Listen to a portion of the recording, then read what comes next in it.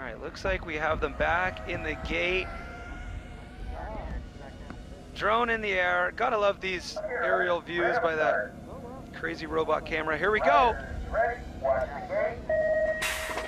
So, one of the things I want everyone to take a look at is when they come into the flag sections. You'll see them pushing so hard, pumping, and now they're gonna have to calm down, really balance,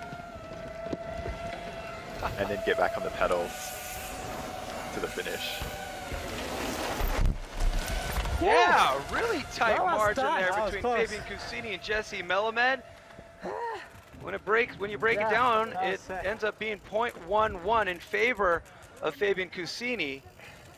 But wow, if that's any indication, we can expect some tight racing on this course. Yeah, I feel like we both had like good Yeah. sections and good bobbles. That was sweet. Track is definitely a bit better. You guys are good. Yeah, you can hear them talking about how the track's better. It was interesting, if anyone stuck around for qualifying earlier, that the flags were just like, people were just like almost about to spin around. So it's looking like it's drying up over the course of the day. Seth Sherlock, young racer out of BC, the Squamish local, who's just kind of burst onto the Junior World Cup scene last year with a big win. Here's something funny, Elliot. I bumped into him, I hadn't seen him in a long time, but I bumped into him at the Bike and Bean last year during Crankworx. Oh, hey, you still riding a lot? And he goes, oh yeah, I won a Junior World Cup this year. I was like, wow, good for you. And here he is going up against... I'm riding. Right. So Seth Sherlock up against the series leader here, Finn Isles. Man, and Finn is just so smooth. That was crazy. Like, keeping that back wheel on the ground, pedaling all the way through. Oh! But you can see, Foot gaps for Isles. Right? Like, you can't make a mistake. And those flags I'm just watching, like, it's so tight coming into it. Like, the speed that you carry through the flags, like, really dictates that whole last section. So it's so close. It's such close racing. This is a great track.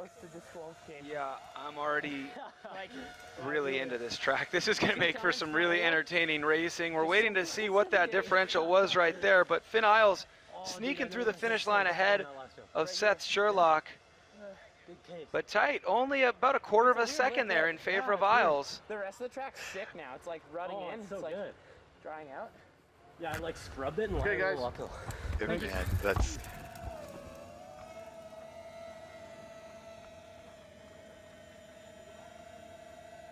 Okay, so next heat. McKay Vesna going up against Remy Govan. Another couple riders who are stepping outside of their comfort zone and doing dual slalom. A little bit about that. We caught up with Remy Govan. Here it is. What's up, sports fans? Trev Burke here with GT Bikes. It's dual slalom day at Cliff Crankworx Summer Series here at Kicking Horse. Today, for your stance course preview, I've got Remy Govan. What up? Enduro superstar. Let's go check out the course. In the gate. Rhythm start. Riders ready. Watch the gate. Racing Remy Govan here. First roller. Here, step up. Got a left berm, right berm. Loose berm. Pump. Another loose berm into the flat corner. Woo!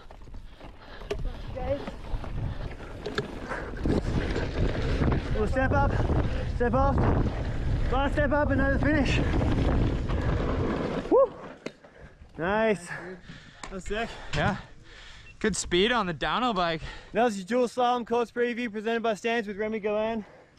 It's giving me some tight racing, short course, super fun. Let's see what happens. All right, right to racing here. McKay Vesna on the left side of your screen going up against the man we just saw in our stands course preview, Remy Govan. Both of these guys not slalom specialists, but by the end of this week, I feel like we won't be able to say that.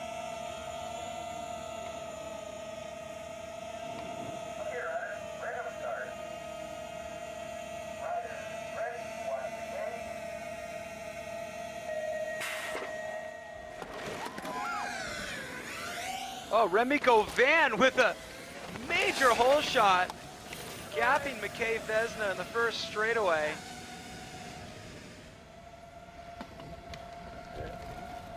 As we approach the flat corners here, Govan holds on to that lead. McKay Vesna landing in an ET sprint, but a little bit too little too late there. A .36 is what McKay Vesna will have to make up when they switch sides after getting back to the top of the course. Yeah, you can tell how physical everything is. Even though it's so short, you hear the riders like coming down out of breath from all the pumping and pedaling. Okay guys, good. Thank you. It's like what you were talking about Yeah, with Nick, fitness, you know? This is straight up a sprint with no room for error. One tiny little mistake in dual slalom and you're getting gapped. We see real tight margins on our brackets as they stand right now. If you look at those names illuminated in white, those are the riders who have the advantage going into the second run of the round of 16. So Isles over Sherlock, Govan over Vesna. The next heat we're going to see up here will be Elliot. Oh no, it won't be. Reese Werner going up against Trevor Burke. Yeah, and I'm interested to see how, you know, Reese does throughout the day, like qualifying so well.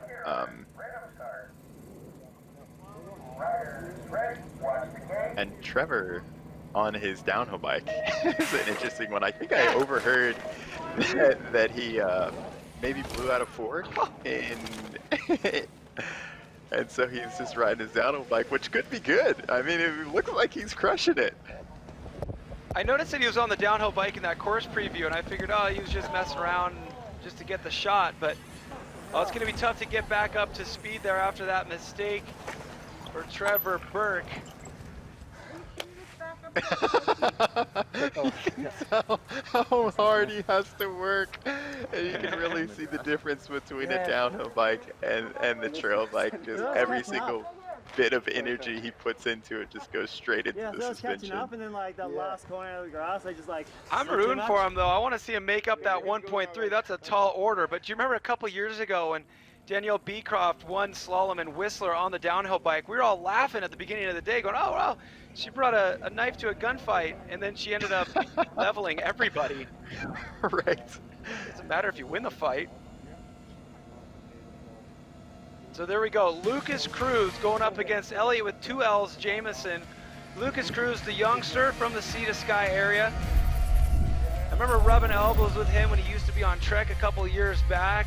And you watch these young racers practicing in Whistler and you go, you know what, they're so fast. Can they make it on the world stage? And he's one who's been able to do that, getting picked up by Norco now. He's on their full-time race team. And luckily for him, we've got a race series for him right now. Of course, he was looking to make waves on the World Cup this year. Instead, focusing on the Cliff Crankworx Summer Series, and they're off. This is a cool view. Get the drone shot. It'd be a bummer to be the mechanic here. When you see your team riders get pitted against each other, you're like, great, 50% of our squad is getting squandered right now. Totally, man. Those flags from Lucas, like, I love seeing that when he didn't, his back wheel didn't slide, he wasn't going all crazy, didn't look super wild, but just executed those flags really perfect. I think that's, for everyone watching, like, I think that is what we're looking for in flags, for sure. So Elliot Jameson was number 11 qualifier. Lucas Cruz, respectable qualifying result in 6th there. So Lucas Cruz proving that qualifying wasn't a fluke, putting a little bit of a gap on his teammate Elliot Jameson there. 0.83 is the differential. Okay, guys. Thank you. Ooh, hey, look who we got up in the gate right now. The only man who has won a dual slalom race on the Cliff Crankworx Summer Series. Since there's only been one race so far, he's got to get past Mr. Henry Fitzgerald. Let's see how fast qualified. 7th. So a little bit of work to do here. That's almost mid-pack. But look at this. What do you know about Bass Van Steenbergen? Man, Big Bass. He's king of Crankworx. He's think of him as being a dual slalom specialist, but I don't think he's a specialist. I think he's just insanely good at it. So he'll definitely be disappointed with the 7th place finish there. Are we giving him 2020 King of Crankworx? The event series gets. Okay, like, fine. It's like. I wonder, how about he can be the right? Prince like, of Crankworx since we didn't finish the I World would- Tour. He's if the I Prince were of him, Crankworx I for would- 2020. I would be Oh, claiming look that at evergrass. Look at him go! Did you see that gate start? Come on! Bass Van He's one of Steenbergen. those. Oh. That inside, I think, is a little bit more slick in that first turn, especially when you're coming off the roller. It's like a little bit off camber. Oh, wow! Ooh. When all was said and done, Well, Henry almost. Fitzgerald crossed the finish line first. Oh man.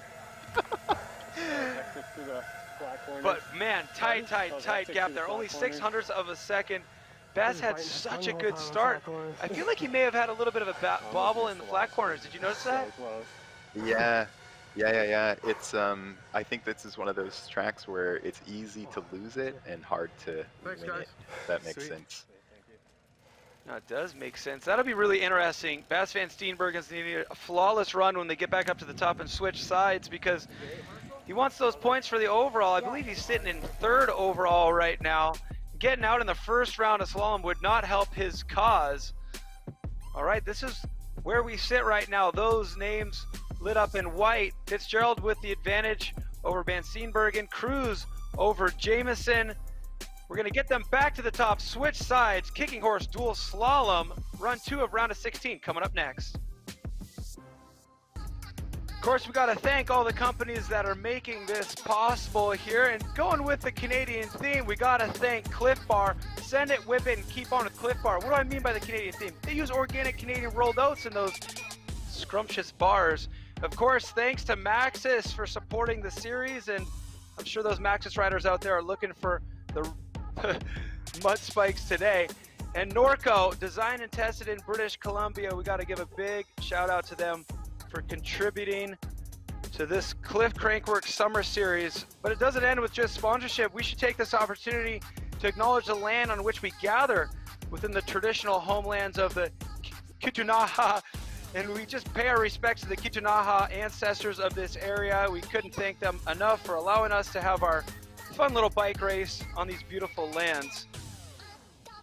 If you haven't made it to Kicking Horse Mountain Resort, I'm sure by the end of this week's broadcast and all the content that's coming out surrounding the Cliff Crankworx Summer Series, it's going to get on your to-do list, because pretty sure it's already on my to-do list, probably Elliot's as well. But one guy that I usually go mountain biking with in all these strange places of the world that we visit for Crankworx World Tour is Andrew Needling. And wow, sure would be cool if I could get his take on this dual slalom race. Yes! Ah, man. I love it when they do that. Every time I think about you, Cam. every time I think about you, they put you on the screen. Hey, dual slalom action, Andrew. Thanks for joining us. What time is it for you in South African winter right now? I notice you're wearing a sweater. Yeah, it's winter for me, but I'm excited to have a little bit of a late night because we've got racing back in action. I've been following the first stop of this summer series, so it's nice to be able to check in with both you and Elliot. And I've been watching the first round, and course is challenging. I think those flat turns you guys have been speaking about are really going to be the key to this race tonight. Well, tonight for me and today for everyone else. Can you stick around? Can you hang out with us for some runs? Yeah, I'll do my best. I mean, I might fall asleep and fall asleep on the job here, but you know, you guys are the host for this one, and I'm just a guest. So if I do, I'm sure you better bring it home. Okay, let's do this. We're just going to enjoy you while you're awake. And we have another run left in the round of 16. We've already got some advantages. This is what it looks like. And they're all pretty tight, except for that one between Govan and Vesna, full max, 1.5 there. But enough of this nonsense. Let's see who's in the gate. It should be Fabian Cusini, Jesse Melamed. Melamed has 0.11 to make up behind Cusini. And I feel like that is very, very, very doable. Look, a little sunshine out there now. Yeah, totally. You know, you were talking about the course being difficult, Andrew. What is what's the most difficult part about it for you?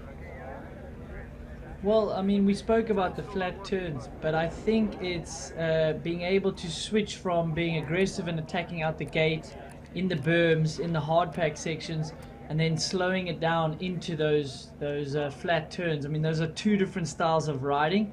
And then it doesn't matter how cautious you are, but at the end of the day, in the semi-finals or finals, you're going to actually have to roll the dice and attack in those flat turns. And I think we might see some crashes, you know, and upset a few of these riders. Yeah, it is. Well, Jesse Melamed needs a flawless run right now. 0.11 behind Fabian Cusini. Take it, Elliot. Yeah, man. Like, I love him. Fabian, you don't think about him as being a gate rider, but he just comes out like a rocket. I'm interested to see this inside. Jesse, two-wheel drifting around that inside, you know, really carrying speed. Oh, he's gonna need a magic trick. Melamed pushing so hard on that final jump, almost a little bit too hard, almost clipping going OTB. Good save there, but Fabian Cusini, consistency in both runs here. We'll see him moving on into the round of 8. Yeah, I thought Well, it was pretty Fabian good. had a breakout slalom result I slowed up at too much for the Seattle last last year, and I think he said he can die a happy man. He got on the podium at Seattle, and he'd always wanted to do well at slalom. So maybe he's got a bit of confidence, you know, in coming off that result last year. Seriously, if you do well at Seattle Slalom, it's like the unofficial world champs of dual slalom. It's like, it's called the classic for a reason. So a podium there means a lot.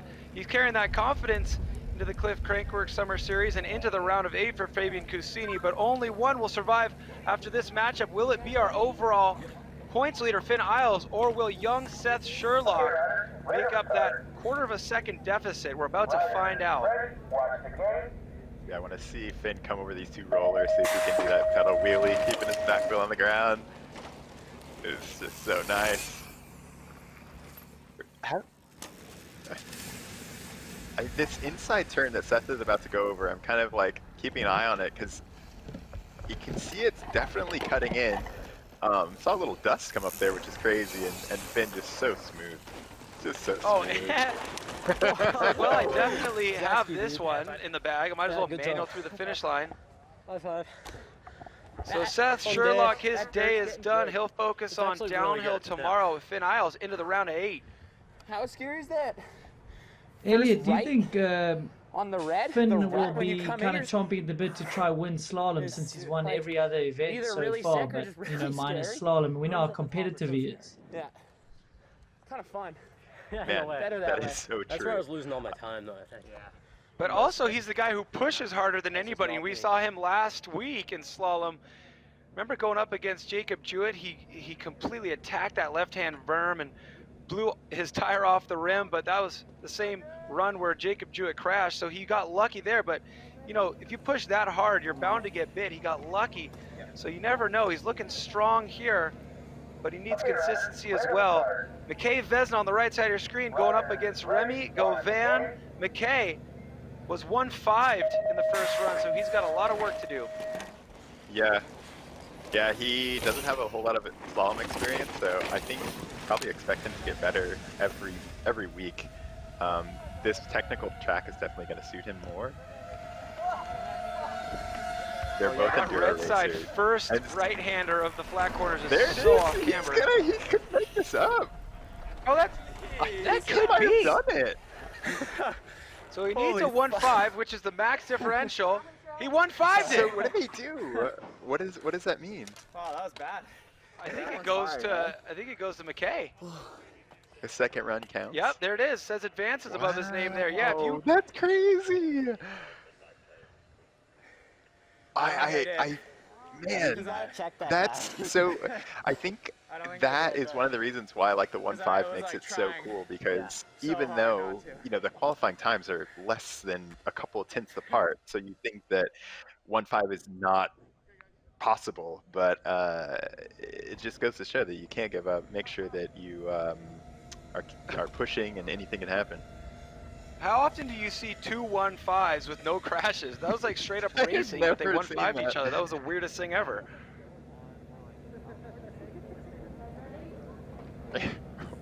think about the downhill bike needles? Well, I think it actually is good in the flat turns. You're gonna have a little bit more traction, but yeah, that's definitely gonna be a bit of a knife to a gunfight today. I don't think we're gonna see a repeat from Crankworx where Daniela was able to actually win on a downhill bike. He's just losing so much speed in these hard packed turns, and there's just no pump. As you said, it's just gonna go all into the suspension. It's too wallowy. So, you know, good for him for giving it a go. And there's where you can gain some time in the flat turns, but overall it's just not going to be quick enough.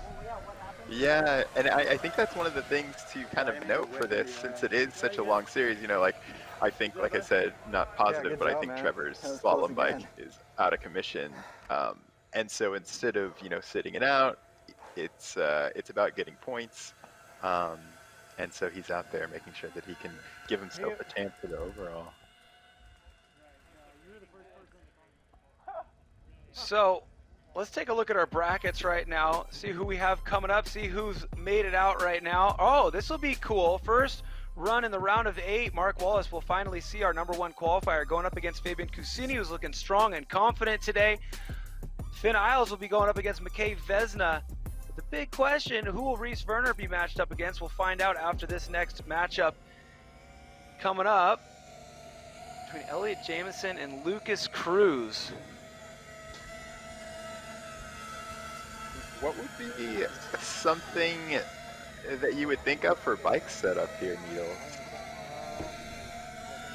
Yeah, I mean, I think the key is to keep those tires clean, and what I mean clean is between the middle tread and the side tread. They really need to get sticks in there, and if they have a mechanic, if they're allowed that, they need to get those things clean, because I think key right now is to keep the corner knob nice and clean so that they can bite, you know, bite into those turns, and other than that, I mean, I think very stiff suspension, because there's a lot of pumping in these berms. But there's a fine line. You can't have too much low speed compression because you need a bit of grip in these flat turns. And it is like, ooh, so much pumping and pedaling, but at the same time, like trying to get traction. That's wow, like a tie. That was about I mean, I don't mean to laugh, but that was. Speaking of traction, he got a hell of a lot of traction on the front wheel. It was just too much traction on the brake there. Man, that's happened to the best of them. I remember like seeing so many World Cup races where Greg Menard, pretty much everyone had. Yeah, Greg seems to be famous at doing that. He's done it a few times, hasn't he, Elliot?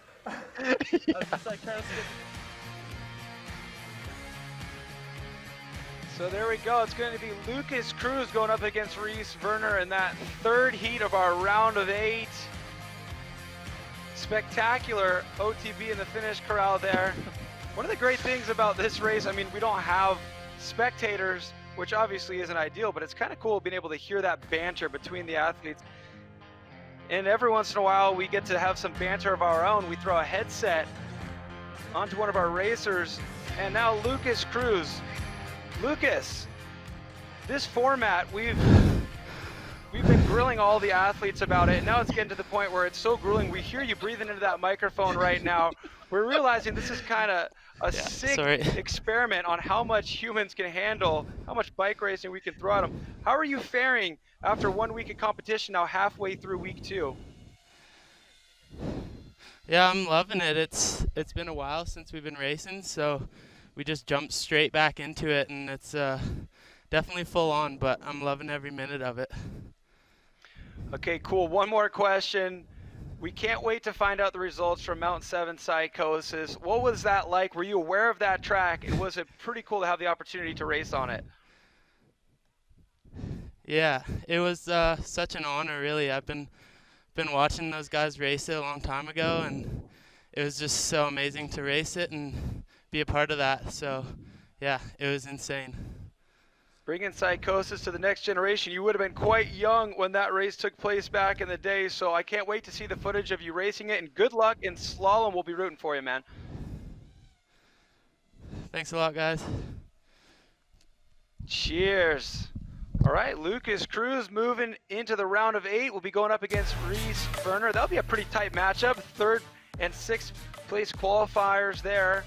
And now, next run, we'll get to see, the man who won last week, Bas van Steenbergen. He won on a course that he designed and built. Let's see how he fares on this course that's proving challenging for the rest of the competitors, especially because of the muddy conditions. It'll be Bas van Steenbergen going up against Lucas's teammate there, Henry Fitzgerald. Yeah, and we've seen how many mistakes can happen. This is one of those ones that's mentally, you're in the gate and you're behind. You have to push so that you can win. And I think it's hard. This is like one of the harder positions to be in as a bike rider, doing these type of events. All right, really tight matchup here. Bas van Steenbergen has to make up 600ths of a second. If you remember run 1, he had an early lead, but a mid-run mistake saw him back. By the time they cross the finish line, what's it going to be here? So far, so good. Riding pretty much perfect.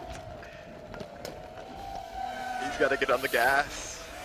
The frantic riding style of Bas van Steenbergen through the finish line. That's got to be more than 600ths. We'll wait for the clock. Yep, 0.8.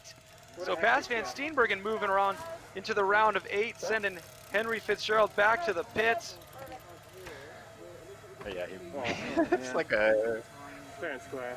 Remy Govan, 4th place in the overalls right now. Casper Woolley, 3rd place in the overalls. But now back to the men's category in slalom right now. Mark Wallace, we finally get to see him here. He qualified first. Now Fabian Cusini looked really strong, making it out of the round of 16. Let's see how our number 1 qualifier looks, Mark Wallace. Yeah, I can't wait to see this.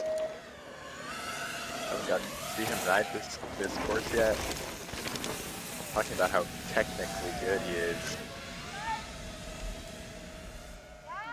Watching flat turns, you can see them both just probably being a little bit more aggressive than Mark's used to. Last time he rode the track as well, it was super wet. Crazy. It's almost like Mark wants it to be more wet, doesn't he? Yeah. Yeah, and it seems like the riders confirmed. It looked like the black lane was a little bit quicker to get through the flat turns. So hopefully he's not going to overthink this and realize that, you know, he's going to move over to the faster lane, even though he's got to make up some time.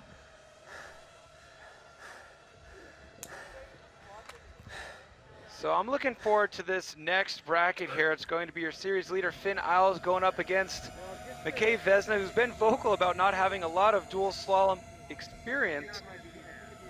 We chatted with him about that a little bit earlier. Here's what he had to say. Not really, there's no event that's really scary to me, but definitely the slalom last week kind of took me out of my comfort zone. I'd never ridden a slalom bike before, and it was a steep learning curve. The track last weekend definitely kind of, if you had any weaknesses, it found it and exploited it, so it was kind of a humbling experience, but again, it was, we're all good bike riders, we adapt quickly, so yeah, the slalom's definitely hard though.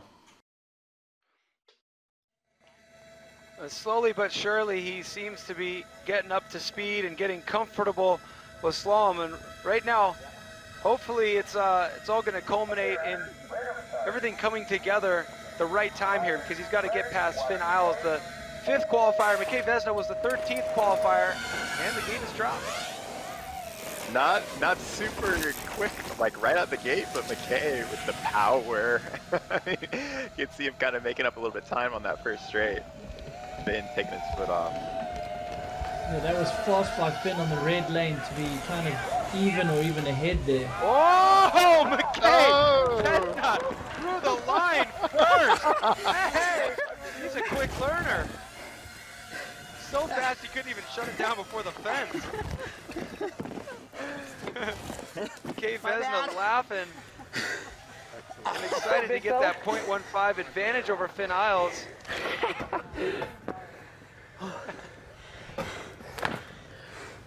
We're gonna have to get one of those big old Nitro Circus airbags at the bottom of the run.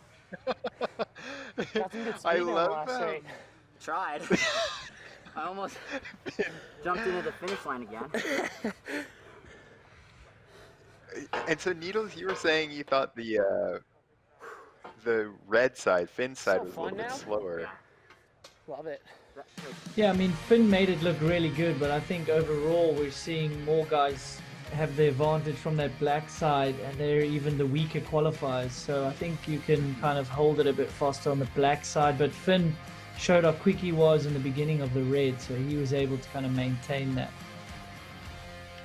That'll be really interesting to see Finn get backed into a corner and have to make up that 0.15 when they switch sides. I'm looking forward to that, but right now it's all about Reese Werner going up against the youngster Lucas Cruz, who we spoke to earlier at the bottom of his run. It seems like he's just loving this process, just happy to be racing. He's able to get through this round. He'll be able to extend that experience throughout the rest of the day here. It's an elimination in slalom. It all comes down to this. Reese Werner going up against Lucas Cruz. Yeah. And, oh! You can see the threat there. Maybe he's about to go out. Actually, you know, Lucas just going. Wow. Wow, Lucas Cruz, convincing lead the entire run right there, putting it strong through the finish. 1.32 the advantage for Lucas Cruz. Yeah, it must. That's one of the best feelings. Twice instead of once? Yeah, I think I heard that.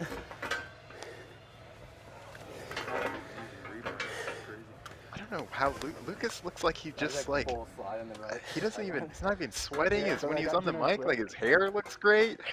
It's just good grief. It's something about that headset. It just makes everybody's hair look great.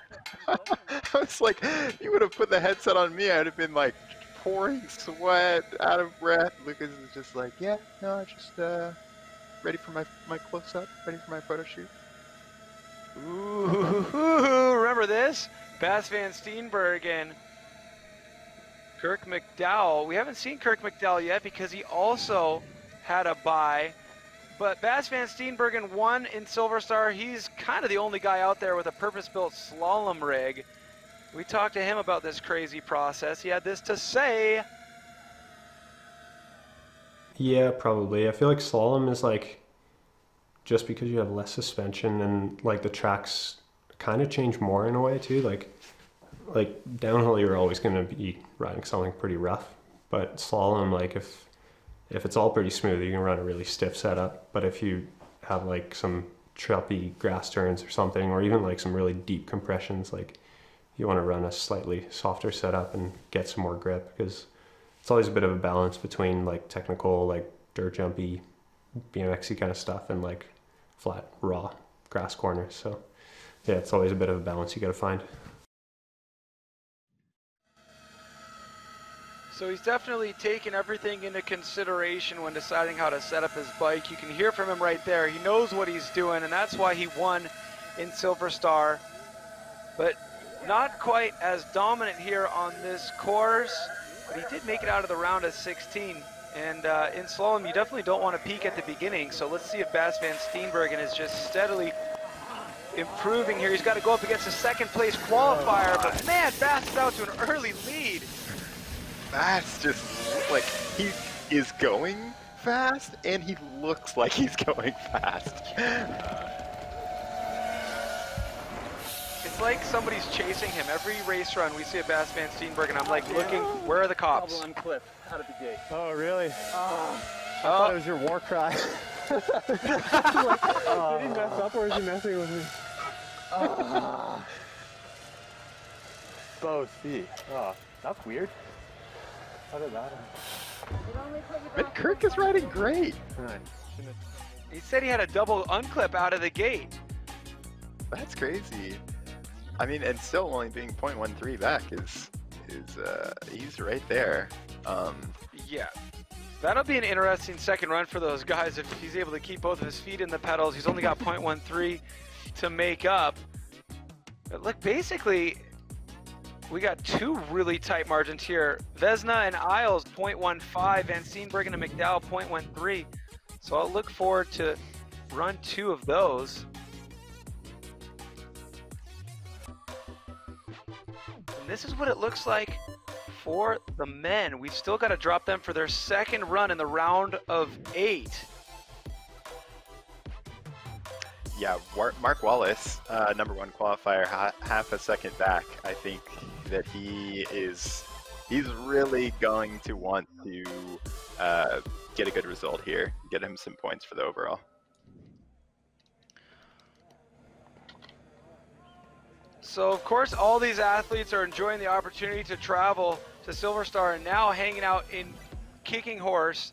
And it's kind of interesting, you know, everybody's been stuck inside and now these riders are getting to go enjoy these amazing bike parks, and we have the opportunity to kind of live vicariously through them. We see them on the screen racing right now, but I want to know what they do on their downtime. How are they enjoying their time at Kicking Horse Mountain Resort? Let's see what Mark Wallace and Finn Isles get up to.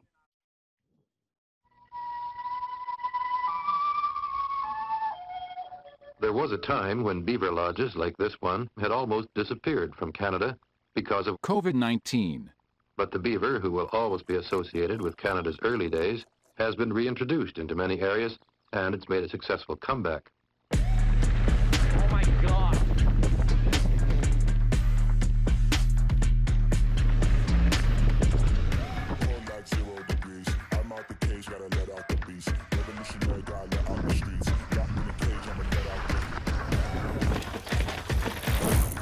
This is like the beginner shroud right here. You don't actually really need to turn, very easy, and you just kind of like do a thing with your hips, and that's it. Stop that. Well, it's basically just off a corner.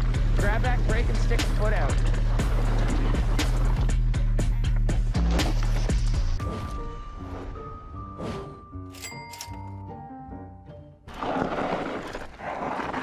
This looks like Shroud Central, dude.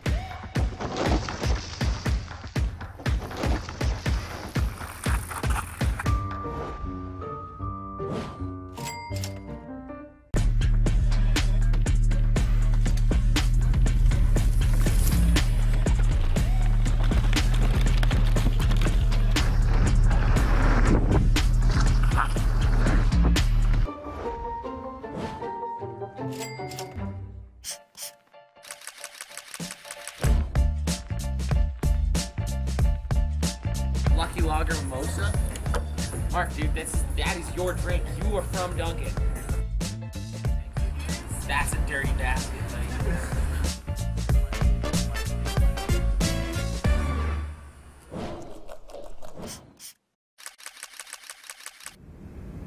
I think once you get through like the first minute, it'll be okay. Yeah, isn't that the thing? Like, there's still First 30 seconds or something. You can't be up in this thing. I don't know. You might be doing it solo.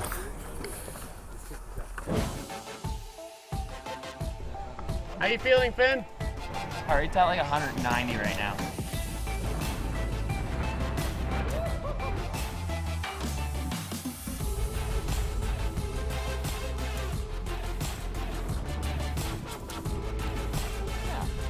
Oh my goodness. For a more complete story of the beaver, why not contact Kicking Horse Mountain Resort in Golden, BC. Okay, I am now 100% convinced this is all some sort of sick human experiment where they try to push humans to their limits. The one who hasn't been bothered by it so far is Finn Isles. He's leading the series. He doesn't seem to get nervous before the race runs. So they put him on a paraglider just to get his heart rate up to 190 and see him sweat. Oh man, yeah, get me to Kicking Horse. Get me there. So Mark Wallace enjoyed a nice Lucky Lager Mimosa, and now he's enjoying a race against Fabian Cusini, who's been on fire all day today. But wow, the train off the tracks, Cusini down. And Mark actually not really letting up there, maybe trying to get a little bit of extra practice in. Fabian pushed Yeah, it I mean, in. he came into that first heat for him was tough. He was kind of cold off the couch, so it's good that he's be able to step it up here, and obviously a mistake from Couscous. Man, I was thinking this was going to be an opportunity for Couscous to just capitalize and knock some people out. He was going up against #1 qualifier, had the advantage, pushed a little bit too hard. It would have been interesting to see what would have happened in that run if he could have stayed up. He had the .49 ahead. Let's listen. So yeah. They're like this one. Just like, Bum just was gone. Oh God, Shit. So your number one qualifier is still alive. Mark Wallace will live to race another day. The big question is who will he be going up against in the round of 4? We're going to know shortly after we drop this next heat. But Fabian Cusini, his day is done. Mark Wallace back to the top of the course, and I'm sure he's going to be watching this next matchup. McKay Vesna against Finn Isles. You know, one of the things I think is really interesting, like Needles, when you, so McKay is going to come into that turn and the berm's going to be gone. How do you deal with that? Well, number one, hopefully he actually was watching some of the competition, so maybe this is where he needs to break up and be a little bit overly cautious. But you're going up against Finn Isles, who's in the fast lane, so it's just too tough to play it too cautious. You've actually just got to go and throw down and roll the dice here if you have any chance of taking down someone like Finn Isles. Yeah, it looked like both of them kind of made a little mistake, but Finn, I think knowing that he needed to get it going. Job, buddy. That's It's crazy. always the biggest challenge.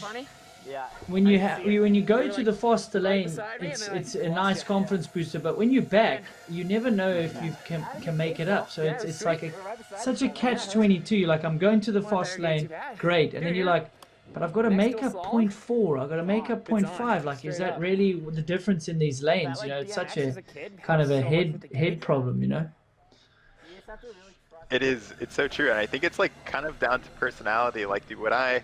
am I like a horse where I need that carrot, or am I kind of the person who, that it's like a little bit more demoralizing? And I think Finn was talking about it in his interview where he said, you know, seeing that person right next to you makes you push a little bit harder, and really having to dig deep and find any sort of thing you can. Reese Verner back by 1.32 behind Lucas Cruz. A lot of work to do here, but Cruz strong out of the gate. Well, I mean, there's no strategy here for Reese. He's just got to put down his fastest run he's ever put down. You know, there's no being conservative. There's no anything. He's got no option. That's a polar opposite to what we're talking about with someone like Finn. And I think with experience, you get to start gauging your own speed, and you can kind of see if you're ahead, and then you can back it off a bit. So yeah, I think experience really plays its role here in slalom. Lucas, Big Bass and Kirk. I'm loving seeing Kirk actually come into his own in slalom because he is such a technically good rider. Has that. Everything, when you watch him ride, just everything is like perfect. He's like hitting his marks. His technique is right there. And then Bass coming, especially on this stuff, watch the leg speed that he has. Yeah, look at the contrast here. So 0.13 is what Bass Van Steenbergen needs to make up. Yeah, and Kirk had that mistake out the gate. He slipped his pedal. He's pretty frustrated, but he made some time back. And you know, he was cold in that run as well. Now he's warmed up. Now he's fired up. So he's got to get going here to have a chance. Oh, okay. Bass takes both runs, so it's not going to be Kirk McDowell's day, which is surprising coming from that second place qualifying spot. Similar results there without the slipped pedals out of the gate. Yeah, good call. You guys talk about the frantic riding style from Bass when the clock is running. Let's take a look back at this run. Out of the gate. Yeah, dude, I was ready to go. Oh, foot down for Bass. Right back to the pedal, though. Yeah, I know. It's so impressive to see people just, you know, watch the... Okay, I want to see this. He talked about hitting the top of this jump.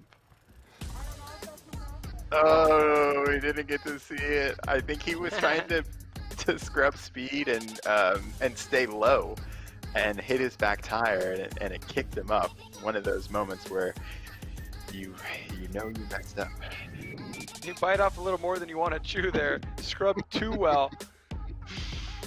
Oh, there we go. That's going to be good in the round of 4. Mark Wallace up against Finn Isles. Lucas Cruz against Bass Van Steenbergen. but I'm really looking forward to the men's category as well, because we've got Mark Wallace, the #1 qualifier, going up against Finn Isles, the leader in the series, and then Lucas Cruz, the youngster, qualifying in 6th place, going up against Bas van Steenbergen, the only athlete who has won a slalom race so far in the men's category on the Cliff Crankworx Summer Series. It would be a big opportunity for Lucas Cruz to be the David to the Van Steenbergen Goliath. So a lot of storylines developing here. The first one we're going to get an opportunity to see a conclusion to is Mark Wallace versus Finn Isles. And even though these riders aren't used to racing head-to-head, they race each other on the World Cup Series not every weekend, but every round. So I think you might have heard somebody clip out there. The start's so flat, you can take so many pedals that most of the riders wouldn't normally take that many hard pedal strokes in a row. So that's probably wow, that was aggressive by Finn Isles, dropping the foot but maintaining so much speed there on the black lane. You can see how far ahead he is. Jeez, yeah. Finn Isles is just flawless. Yeah, that's crazy. Stay there, guys. That's going to be a lot to make up, even though he's going over to the other lane.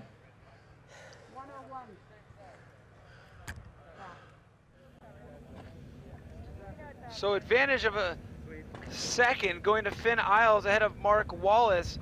Now Lucas Cruz against Bas van Steenbergen. Huge stakes here.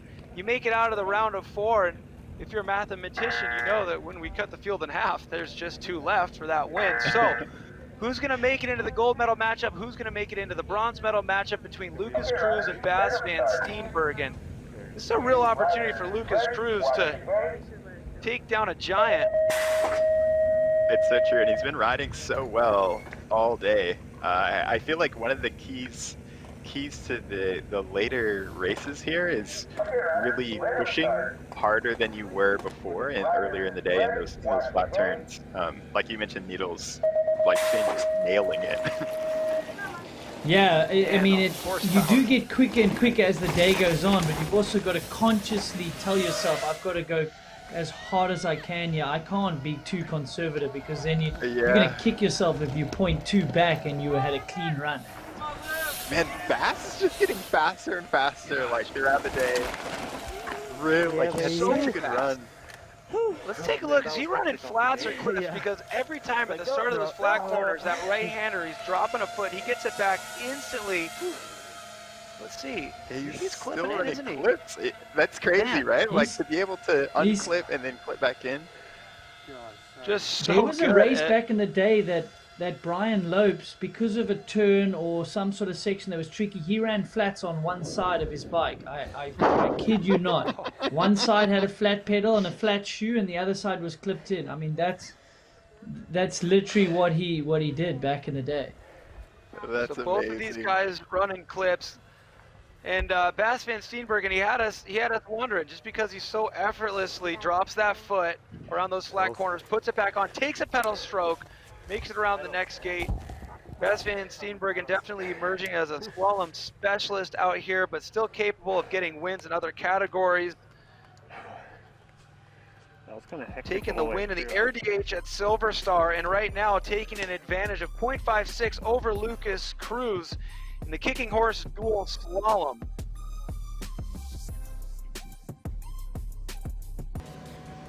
And how about the men? We've got Finn Isles, the series leader for the men, on the left side of your screen, going up against Mark Wallace. This guy never seems to get rattled unless he's about to strap into a paraglider and jump off a cliff. So I'd imagine he's a little bit more comfortable in this scenario than on top of the mountain.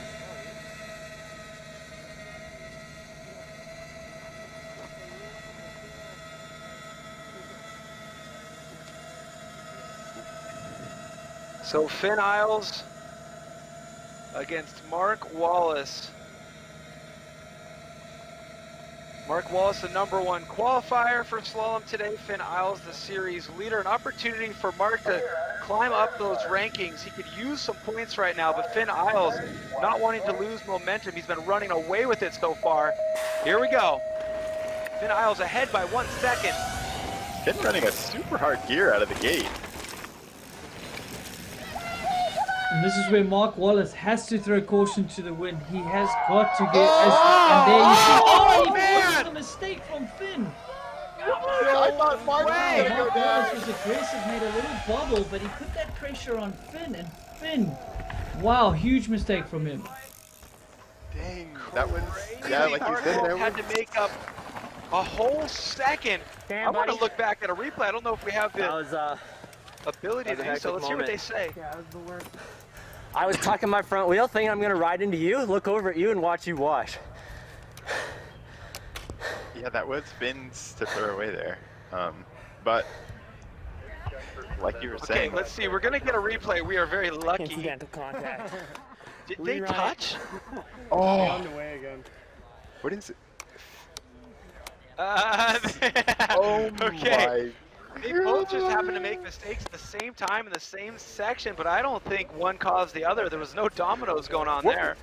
What was that, Needles? Like, what happened to Finn coming into the corner where his like foot had come off and did a little weird? I was pushing the front I end, just think he and I was thought just I too had it. aggressive into the right, and he Don't was know why I pretty didn't just late, chill. and he had to be conservative. He was on the slow lane, so a challenge for him. I think it was maybe a bit aggressive for the red lane because he saw Mark well, that's ahead what I'm of saying, him, like, I was but he tucking had a my second front to wheel, play like, with, I'm so gonna I think oversteer it was his to lose, and he threw it away.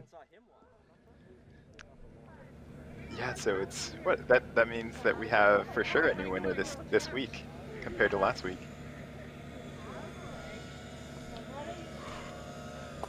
Well, So you Bass still Van got Bass Steenbergen, that the can make winner it from through, Duel though. Slalom and Silver Star, going up against the young gun Lucas Cruz. Bass Van Steenbergen has just under a second of an advantage over Lucas Cruz. Can he make it 2 weeks in a row? The gate has dropped.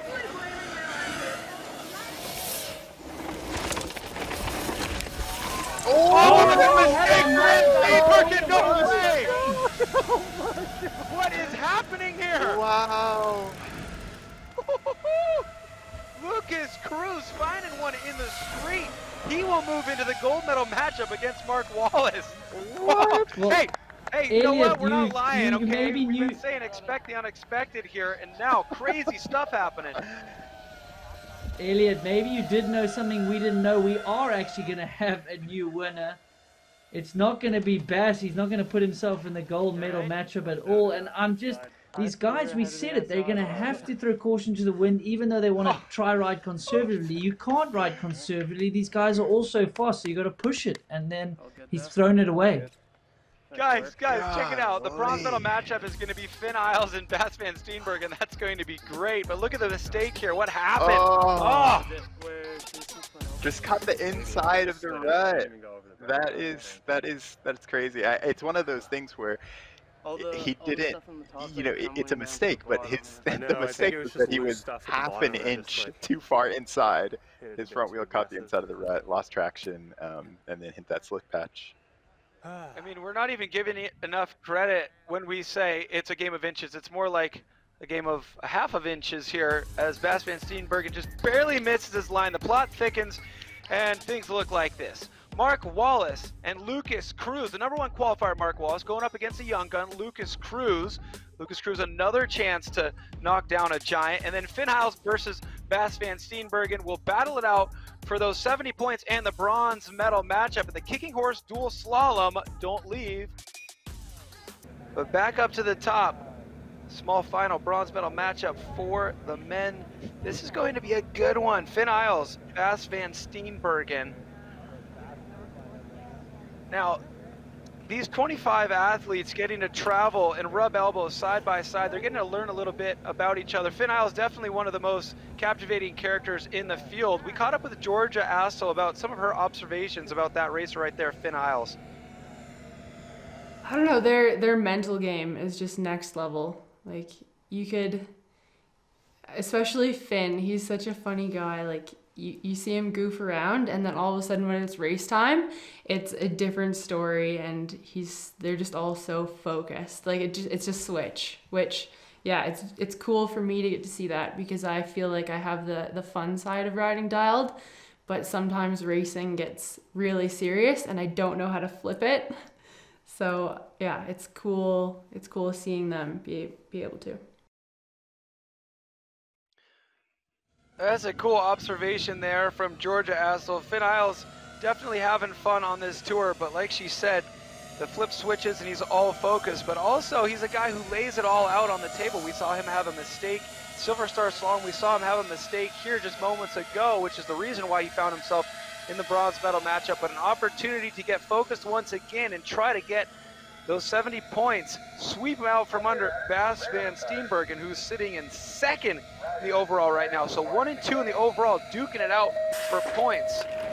Yeah, both of these riders are gonna probably have the most gnarly runs of the day. They want to redeem themselves from both of those mistakes.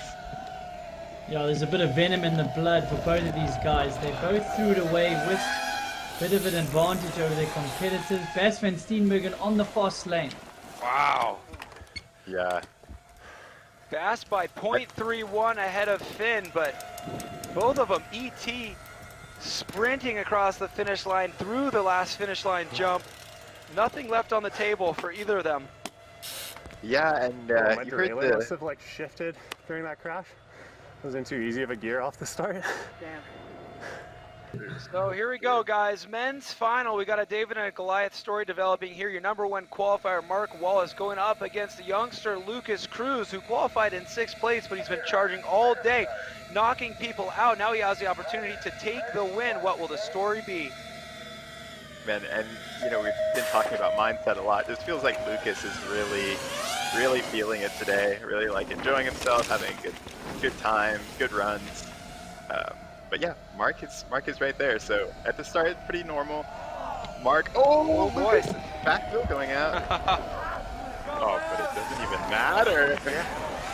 Oh man, Lucas Cruz with a fast calmness to his riding right now. He was chilling and he just put 0.83 on Mark Wallace. Dicey, so eh? everything's working for Lucas Cruz right now. Efficiency in top gear. We've seen it before here at these Crankworx events, the youngsters kind of trying to make a name for themselves, but also nothing to lose, you know, they're not expected to beat the likes of Mark Wallace, especially since he's #1 qualifier, so that's really helping his mindset and hope he can stay relaxed for the next heat of that gold medal. It is so true because, you know, if we were at a World Cup, Mark would be expected to beat Lucas, you know, 100% of the time. But when you come here, and I think as a rider, you kind of take that pressure into a different discipline. So I think it's definitely something to keep an eye on. That's the next race we'll see loading up into the gate here. Another close one. Will we see another a come from behind win? And when it comes down to these third place rounds, it's about 10 points. You're fighting for 10 points. You're Finn Isles, you're Bas van Steenbergen, you're 1 and 2 in the series, and you want those 10 points. Who's gonna take it? I'm gonna say Bas takes it. I'm gonna say Finn makes up that 0.31 over there on the rider's left course. Needles. I'm going with it. I think it's going to be a 0.4, so he'll be up by 0.1. Finn Isles, I think he's going to be a bit annoyed at some of the mistakes he's had tonight. And he really is pretty decent under pressure. I hope I don't give him the confidence curse. It's going to be good. Bas! 0.31. Oh, look at this! Oh! Finn through the line first by, drumroll please, 0.91. Finn Isles does it, grabs those 70 points, and third place in Kicking Horse Duel Slalom. Wow. Well, when you're leading the series and you're going up against the guy who's in second, that's exactly what you need to do. There's focused Finn. That's what Georgia was talking about, isn't it? That's so true. He when the pressure was on, he made it happen. Because like we were talking about, like it's great to win, but you really want to beat the person in second in the series. Is what it is. And you could see he changed strategy there. He dropped that inside foot.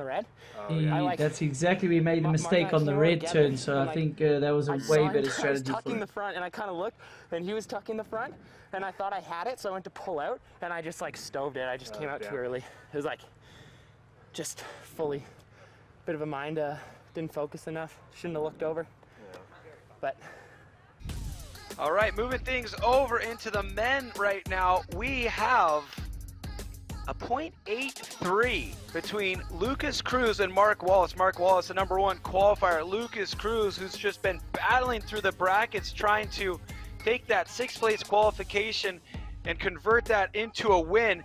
He is the closest he's been all day to getting those valuable 100 points. Just one more run down the hill in the Kicking Horse Duel Slalom, and it's between these two right here. A lot on the line. Man, Lucas, I'm just so impressed. I'm loving watching him ride. I'm loving his attitude. God, yeah. I'm just so impressed. I don't really like Needles. Maybe commentate this one. Yeah. Well, I mean, I think for Lucas, I mean, it's a win for him already. He's made it all the way to the final. Worst case, it's second. So let's see if he can put it together here. Mark Wallace, the pressure's actually on him here. He's got to make up 0.83 of a second. He's got to ride aggressive. He's normally a very consistent, smart rider, but he's got to get more aggressive here to make up that time. And I don't know if it's going to be enough. Look at Lucas Cruz. Oh, it's not going to be enough. There's no way that was .83. It was .17. Wow. And the win So hard. goes to Lucas Cruz. What an impressive race for this youngster. Man, oh man. I know sometimes I just can't turn off the fan in me. I was just watching him ride and watching him go down the track. And just like I always say, it's one thing to be that skilled and to be able to win a slalom race, but to actually be able to execute that. And you can just see here where feet are on, lots of people are taking the foot off, getting half a crank out of there, pumping around, pedals are right there, like sliding the back end around. Just the confidence that he's riding with to be able to do that, to not have to take a foot off, to not have to, to get wild, just stay focused, head up. It's awesome to see. Yeah, an easy kid to root for there at Lucas Cruz. He tagged both those last jumps, but he had such a nice advantage from the run #1.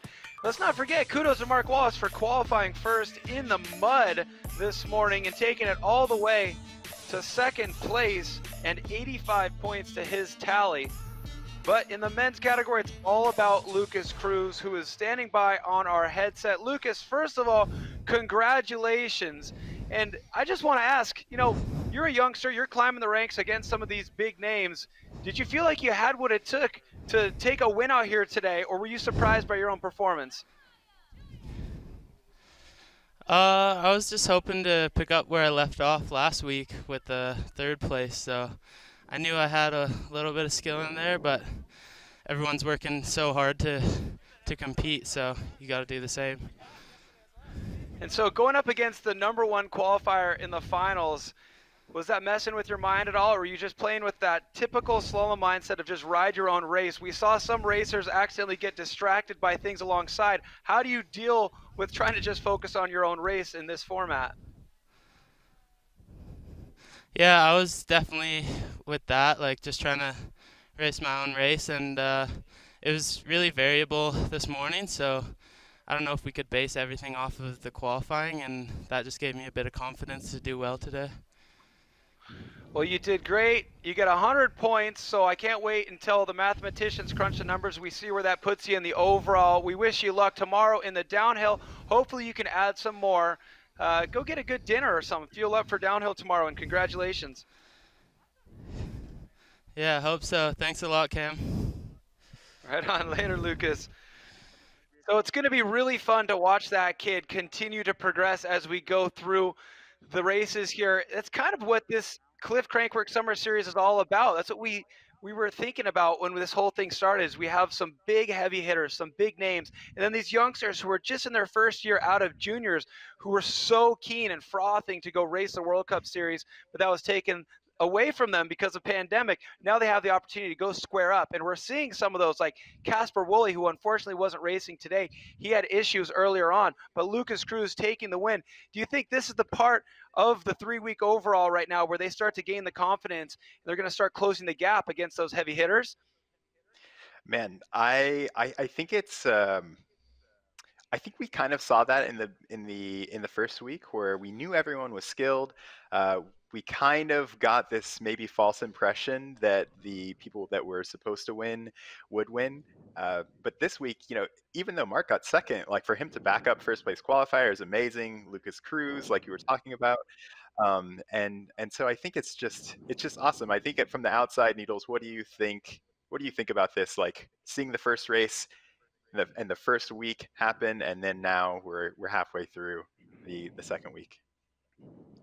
Well, I think it's what you guys have said and what we witnessed tonight. This series, the Crankworx series, has always given the youngsters an opportunity, but now what it's doing is it's showing them that they can beat these guys. And then when we go to the full Crankworx event, these youngsters like Lucas Cruz, he knows that he can beat the best. If he can beat Bass, who's won or got podiums before, Mark Wallace, that can World Cup top 10, I mean, how much confidence can they take? I mean, the sky's the limit, and I think Finn Isles came before them to show how well they can do when they're young. And the same for ALN. And hopefully we'll see her at more events because she's clearly proven to herself and us how well she can do in other disciplines. Good points there, Andrew. Thanks for staying up late. I don't know what ungodly hour it is for you in South Africa right now, but thanks so much for keeping those eyelids open and joining us for the Kicking Horse Dual Slalom. Thank you, Elliot Jackson, not only for breaking down the fine details of the racing here today, but for wearing a Queens of the Stone Age shirt. I didn't even notice that until just now when we got that close-up. That's amazing. And you know what else is amazing? Lucas Cruz, who is finding his stride here in the Cliff Crankworx Summer Series. We have more action coming at you tomorrow. Downhill, can Lucas Cruz take another win? Will Bass Van Steenbergen and Finn Isles get back in action and grab those 100 points? Only time will tell. Casey Brown, via Verbeek, 1 and 2 in the overall. Oh, it's just all too much. I can't handle it. Give me a time machine so I can watch the racing tomorrow. Good night, everybody. We'll see you then.